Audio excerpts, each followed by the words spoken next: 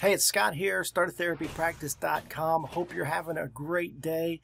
So yesterday, I had a new task that I had to do. I had to request a prior authorization from a new insurance company that we're in. And I was like, why do I have to do this? Of course, you got to do it because we're playing the game, right? Private practice. But my thought was, do I take the time to document how to do this so I don't ever have to do it again? Because it was not a hard task, but it had a lot of turning gears. So that's what we're going to talk about today.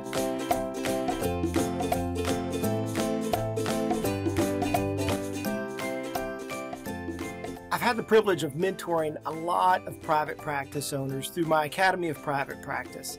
And so if you're interested in becoming a member of the Academy, go to startatherapypractice.com and click on Academy. You can get more information about that. But what I found was that practice owners, they get some good advice from myself and from others, and they take off. They start getting clients and they grow. But then they don't know what to do. There's only so many hours in the day, and how do they maximize and scale their private practice? Well, the way to scale that is to delegate those tasks that anybody can do and that you should not be doing. And so today, what we're going to cover is how to delegate those tasks. Before we get started, this is the website, startatherapypractice.com. And when you go there, there'll be a video. The video is already played because I've been on this website for a little while. So the video is played, but if you want to watch the video and you could listen to the audio of that video right here, if you're an Academy member, of course, you can log in. I've got a free webinar coming up that I do once a month, and you can register for that free webinar right here at startatherapypractice.com. Scroll down a little bit. And I've got some free forms, some free tools. Just click on Get the Free Forms.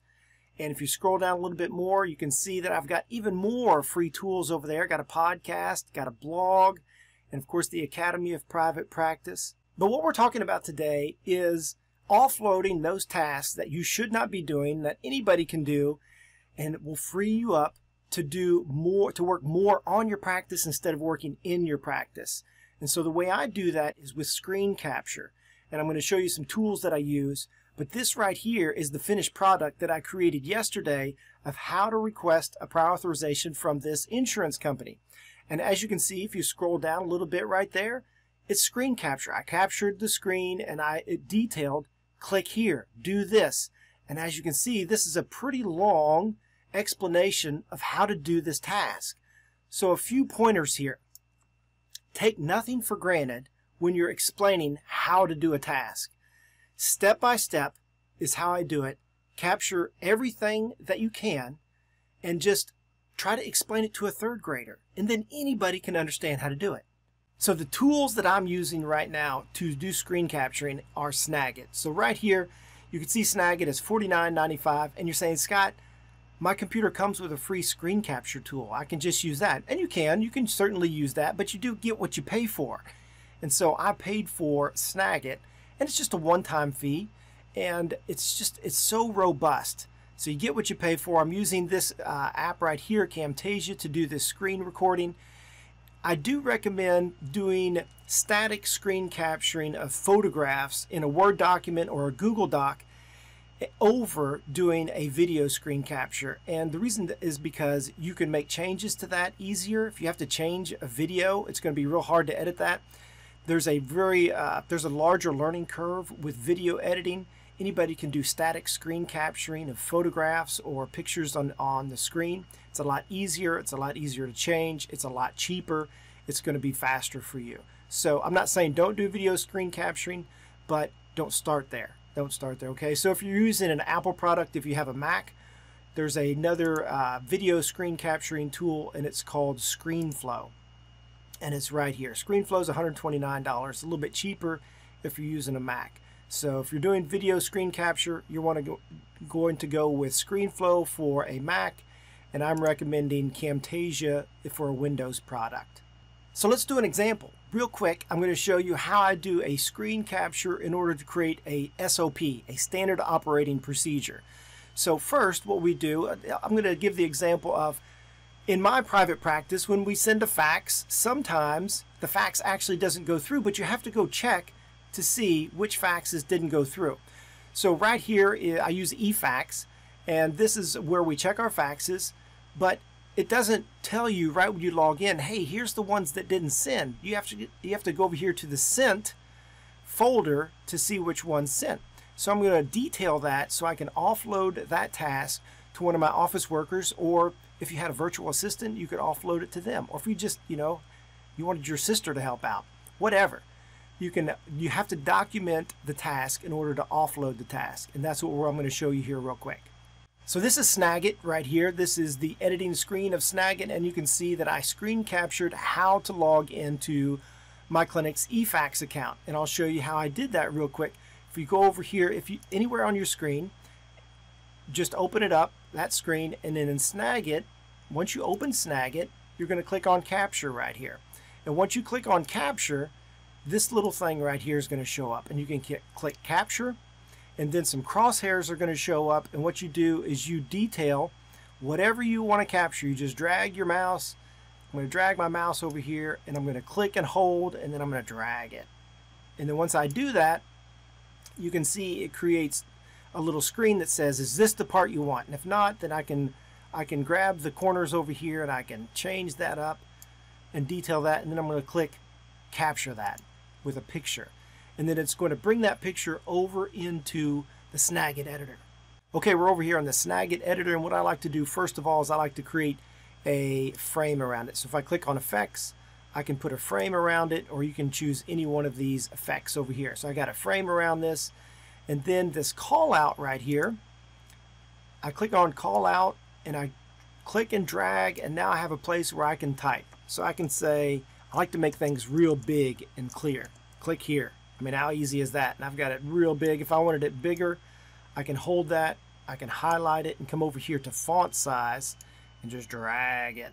Or I can assign it to a specific font size. So I made it 55.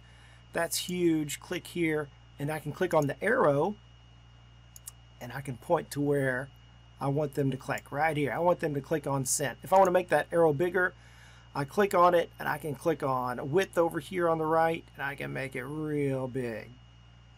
So I like those things very clear of where they're supposed to click, and you can change the arrow size and the direction. So now I've got what I want to put on there. Click here. That's real easy. So I'm going to go over here to edit. I'm going to click copy, and then I'm going to go to my Word document. And like I said, I already have how to log in. You can see that's real big and clear. If I didn't want that as big, because that is actually pretty big. And so in my Word document, I'm going to paste the next one. The next, click here. And we don't want that to line up. So it pushes that to the next page. And as you can see, this is a template. And I'm going to share this template with you because you might want to use it. I put on here, be sure to read these instructions till the end because there's going to be a lot of blank spaces to make room for the pictures. So you can see after this picture, there's blank spaces. I could type there if I wanted to. But the next blank space, I put this picture, this screenshot right here. Click here. How easy is that? Now, what really helps is if you're using two screens. So I'm using two screens at each of my clinics, and for my office workers, they can put the instructions on one screen and they can perform the task on the other screen. If I wanted to type in here to give some more instructions, I could say, hey, do this. Now, what I like to do is I like to have the font pretty big. This is 18 bold font. You might want to make it a little bit bigger. Don't make it real small font, real paragraph after paragraph.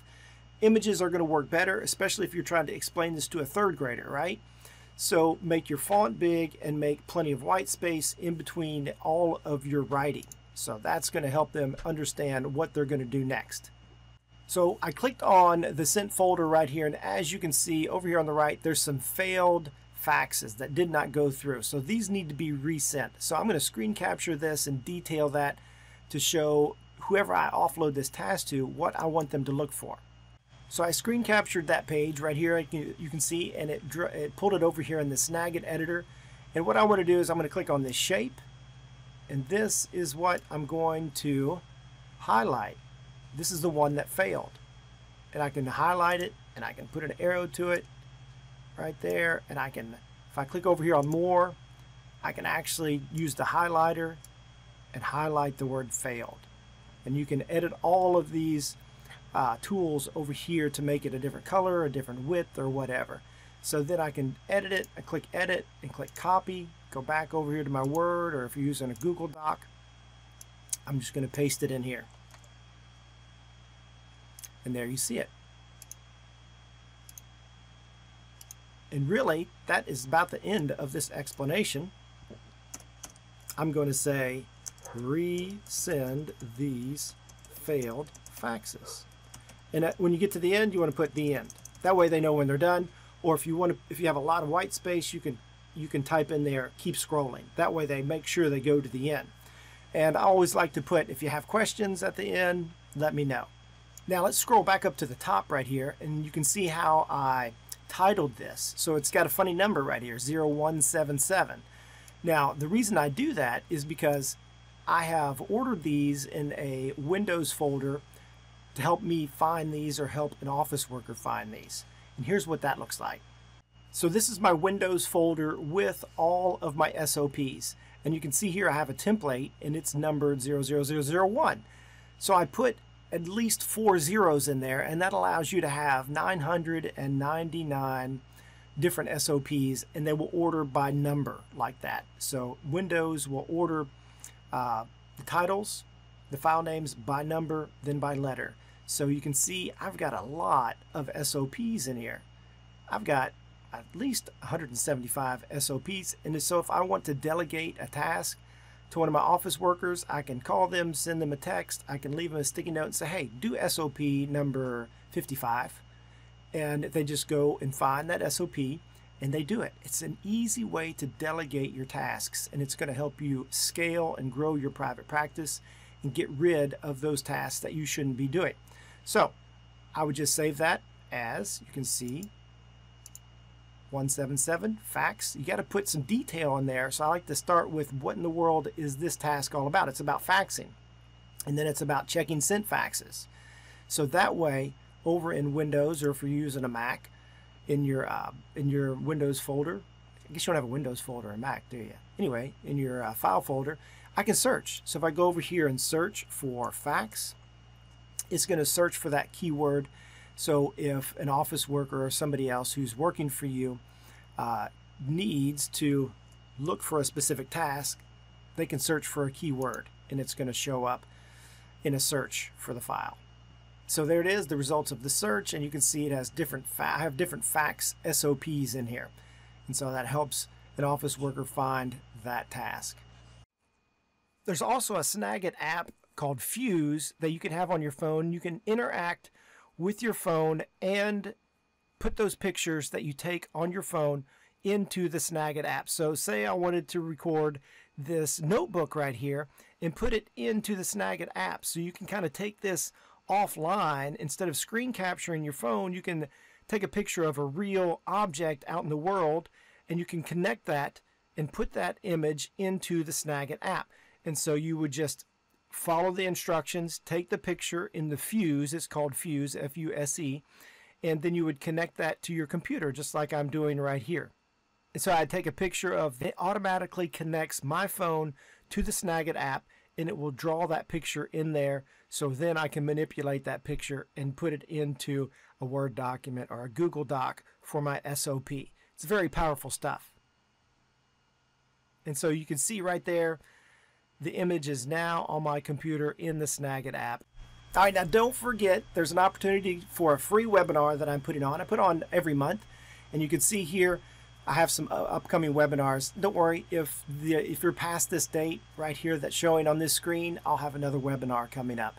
It's how to start a therapy practice. It's like Start a Therapy Practice 101. What to do, what to have in place, mindset, and it allows you to ask questions of me because it's a live webinar. Now, if you can read right here, I don't record these webinars. You got to show up live, okay? You can't watch it later because I want some live interaction in there. I want to see your dedication of starting a private practice. And I love interacting on a live webinar. So be sure to sign up, startatherapypractice.com/webinars. You can see that right there. If you've gotten anything out of my trainings, my tools, love for you to become a Patreon. Go over to patreon.com/startatherapypractice. And everybody who becomes a patron, you get my free ebook. Well, I guess it's not free if you become a patron, but you get my ebook. So you can go to startatherapypractice.com/ebook. You can see that's $37. So if you become a patron of mine on Patreon, you can get that a lot cheaper. All right. So I'd love for you to do that. You'll get a free ebook if you go over to Patreon /Start a Therapy Practice and click on Become a Patron. If you have any questions, let me know. Thanks for watching, and Godspeed to you in your private practice.